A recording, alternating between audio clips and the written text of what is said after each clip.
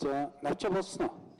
Ээлжид бүлгийн хурлаар ардчилсан ам зөрчил, шалган шийдвэрлэх тухай хууль болон холбогдох бусад хуулийн төслүүд мөн хэлийн тухай хуульд нэмэлт өөрчлөлт гэгчлэн хуулиудын мэдээллийг сонсчээ.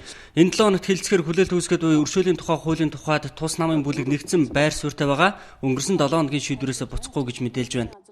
За гадуур яриад байгаа шиг ардчилсан нам бол өршөөлт тэр авилгатай тэмцэхтэр бол гатуу байгаа. Энийгээ ч одоо хууль зүйн байнгын орон дээр нотлоо харуулсан. За авилгыг бол өршөөхгүй. 16 оны төслийг ардчилсан намын бүлэг бүрэн дэмжиж байгаа.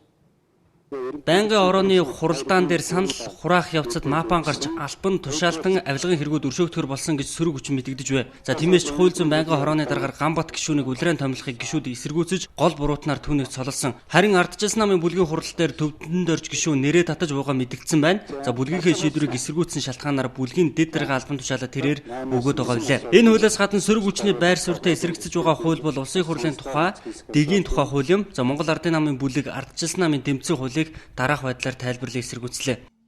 Улсын хурлын гишүүд хувь санаалсан бол улсын хурлын бүтцийн байгууллагууд чуулганы хуралдаан, байнгын орон хуралдаанаар хэлэлц хэсгээ шийддэг энэ зарчмын дагуу явдаг байх хэвээр. Бусдаар улсын хурлын дарга ажлын хэсэг байгуулж улсын хурлын гишүүдийн санаачилсан хуулиудыг одоо хэлэлцэхгүй хойшин тавих одоо юм байж болохгүй гэдэг зүйл дээр одоо Монгол Ард намын бүлэг санал нэгдсэн. Улсын хурлын чуулганы хуралдааны санал хураалтыг тодорхой цагт явуулдаг болёо гэсэн асуудлыг оруулж ирж байгаа. Энэ бол бас буруу. Зөвхөн тодорхой цагт санал хураалт явуулдаг болох юм бол тэр санал хураалтын үед их хурлын гишүүд чуулганы хуралдаанд оролцдог. Одоо бусд үед нь чуулгандаа ирдэггүй байх.